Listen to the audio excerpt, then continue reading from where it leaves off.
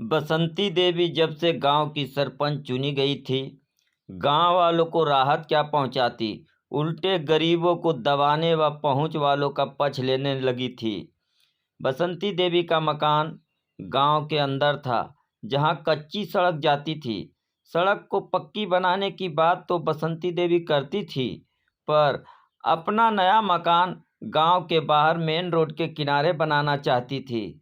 इसलिए वे गरीब सरफू मियाँ के मेन रोड वाली सड़क पर उनकी ज़मीन सस्ते दाम पर देने का दबाव डालने लगी थी।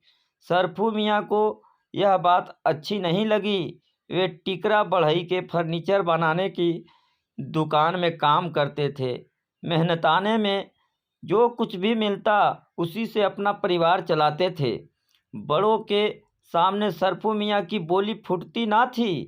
एक बार गांव के ही एक बड़े खेतिहर ने उनका खेत दबा लिया था, पर टिकरा ने ही आवाज़ उठाकर सरफू मियाँ को बचाया था। सरफू मियाँ टिकरा बढ़ई को सब कुछ बता देते थे।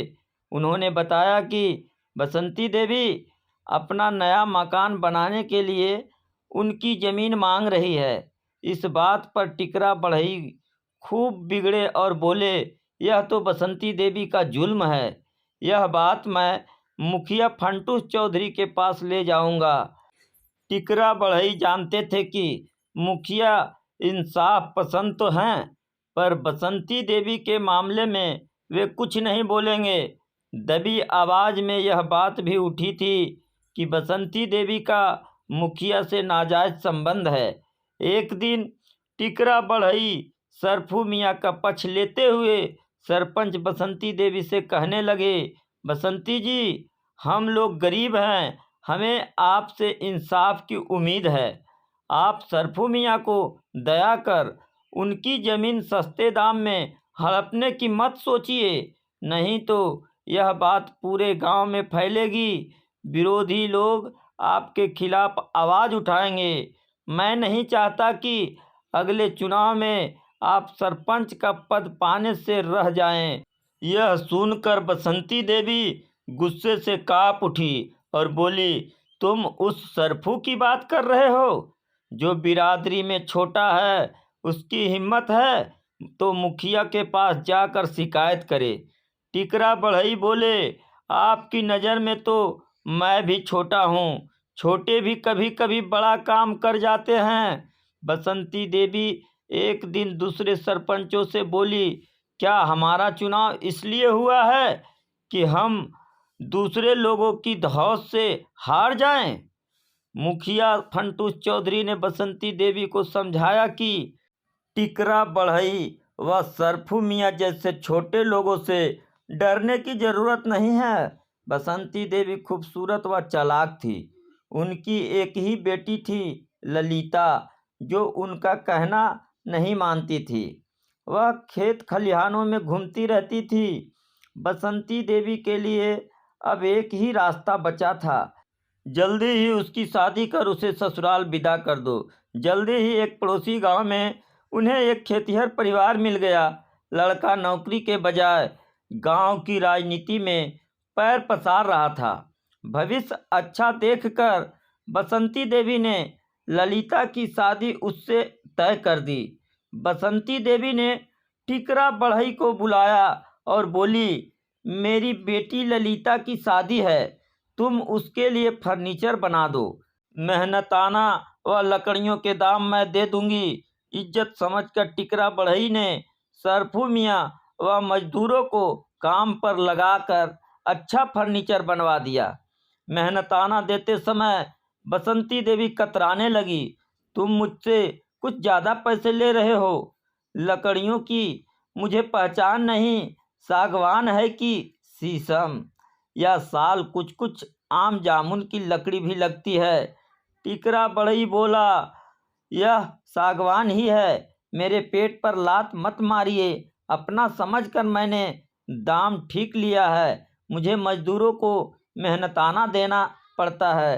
फर्नीचर आप नहीं ले जाएंगी तो दूसरे खरीदार ना मिलने से मैं मारा जाऊंगा। मौका देखकर बसंती देवी बदले पर उत्तर आई और बोली, मैं औने पौने दाम पर सामान नहीं लूँगी, मैं तो शहर से मंगाऊँगी। तभी वहाँ मुखिया फंटूस चौधरी आ गए। वे भी बसंती देवी का पक्ष लेते हुए बोले, ज़्यादा पैसा लेकर सरफू मियाँ का बदला लेना चाहते हो तुम?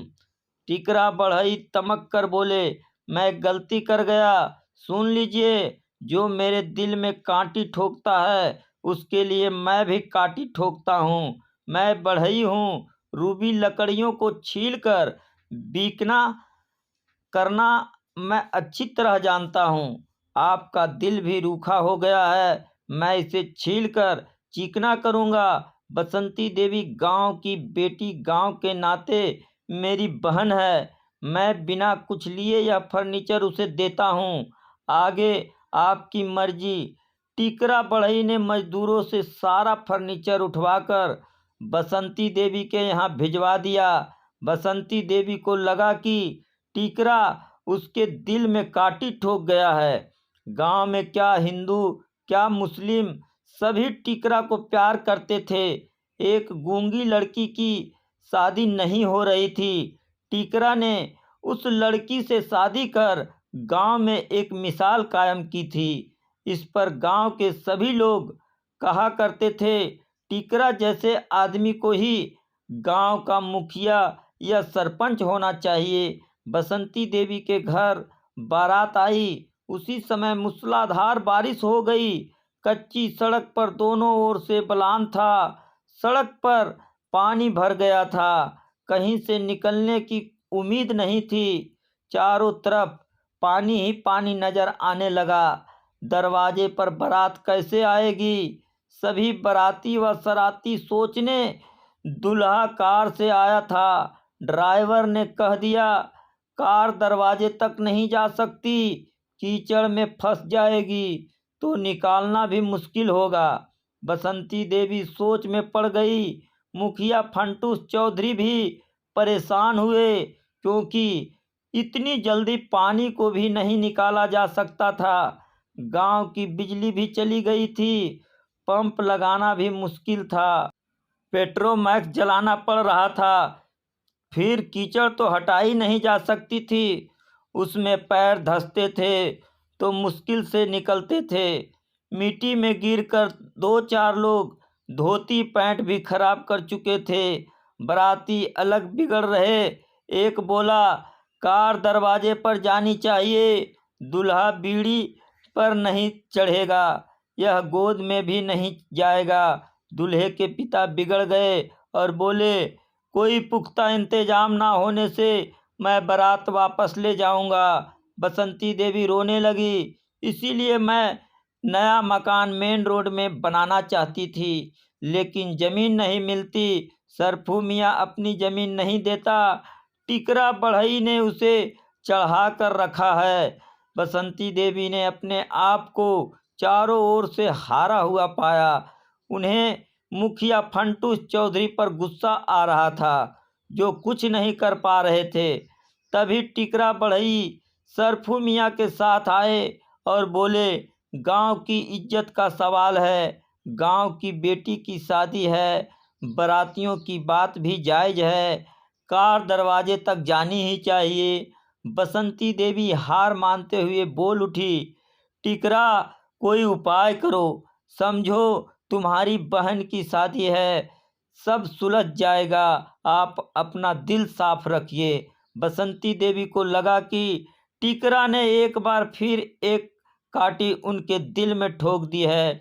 टिकरा बढ़ई सरफू मियाँ से बोले, मुसीबत में दुश्मनी नहीं देखी जाती। दुकान में फर्नीचर के लिए जितने भी पटरे चीर कर रखे हुए हैं, सब उठवा कर मंगा लो और बिछा दो। उसी पर से बाराती भी जाएंगे और कार भी जाएगी। दरवाज़ा तक लकड़ी के पटरों पर में गुजरते हुए कार के कीचड़ में फंसने का सवाल ही नहीं उठता। बांस की कीलें ठोक दो। कुछ गांव वालों को पटरियों के आसपास ले चलो। सभी पटरियां लाने को तैयार हो गए, क्योंकि गांव की इज्जत का सवाल सामने था। इस तरह टिकरा बढ़ई, सरफू मियाँ और गांव वालों की मेहनत से एक पुल सा बन गया। उस पर से कार पार हो गई। बाराती खुश होकर टिकरा बढ़ई की तारीफ करने लगे। बसंती देवी की खुशी का ठिकाना ना था। वे खुशी से झूम उठी। मुखिया फंटूस चौधरी टिकरा बढ़ई की पीठ थपथपाते हुए बोले, इस खुशी में मैं अपने बगीचे के 5 पेड़ तुम्हें देता हूँ। पता नहीं मुखिया टिकरा को खुश कर रहे थे या बसंती देवी को।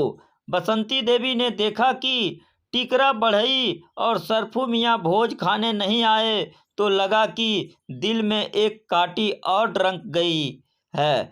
बारात विदा होते ही बसंती देवी टिकरा बढ़ई के घर पहुंच गई और आंसू छलकाते हुए बोली, तुमने मेरे यहाँ खाना भी नहीं खाया, इतना रूठ गए हो, क्यों मुझसे नाराज हो। मैं अब कुछ नहीं करूँगी, सरफू की ज़मीन भी नहीं लूँगी। हाँ, कच्ची सड़क को पक्की कराने की कोशिश ज़रूर करूँगी। सच ही तुमने मेरे रूखे दिल को छील कर चिकना कर दिया है।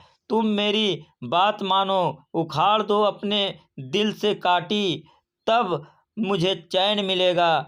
टिकरा बढ़ई बोला, दरअसल आप सरपंच होते ही हमें छोटा समझने लगी थी। आप भूल गई थी कि छोटी सुई भी कभी काम आती है। तभी टिकरा की गूंगी बीबी कटोरे में गुड़ और लोटे में पानी ले आई। पानी पीने के बाद बसंती देवी ने साथ आए नौकरों के सिर से टोकरा उतारा और गूंगी के हाथ में रख दिया। फिर वे टिकरा से बोली, शाम को अपने परिवार के साथ खाना खाने जरूर आना, साथ में अपने मजदूरों को लाना, मैं तुम सबका इंतज़ार करूँगी। टोकरा में साड़ी, चौथी मिठाई, दही और पूरियाँ थी। धोती के एक छोर में फर्नीचर के मेहनताने और लागत से भी ज़्यादा रुपये बंधे हुए थे।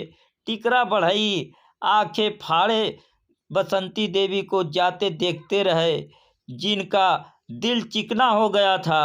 अब काटी भी उखड़ चुकी, दिल भी साफ हो चुका और गलती का एहसास भी हो चुका और दोनों प्यार मोहब्बत से कच्ची सड़क को पक्की भी करवाने में जुट गए। हाँ, तो दोस्तों यह कहानी आपको कैसी लगी कमेंट के माध्यम से हमें ज़रूर बताएं और ऐसे ही कहानी सुनने के लिए हमारे चैनल को लाइक और सब्सक्राइब ज़रूर करें। धन्यवाद।